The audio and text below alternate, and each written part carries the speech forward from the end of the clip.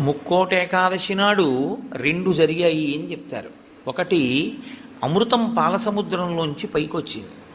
రెండు, ముక్కోటి ఏకాదశి నాడే పరమేశ్వరుడు హాలాహలాన్ని భక్షణ చేశాడు.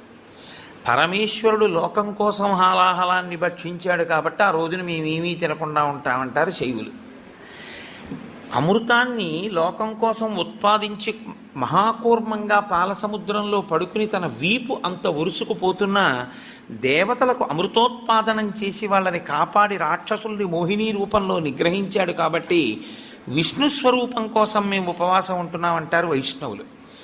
విష్ణువు అంత గొప్ప స్థితిని పొంది దేవతలకి రాక్షసులకి అమృతాన్ని పంచేటప్పుడు రాక్షసులకు చిక్కకుండా దేవతలకి పంచడానికి కావలసిన మోహ పెట్టగలిగినంత సౌందర్యాన్ని అమ్మవారిని ఉపాసన చేసి పంచగలిగాడు కాబట్టి అమ్మవారు ఈ అదృష్టాన్ని కల్పించింది కాబట్టి మేము ఉపవాసం ఉంటాం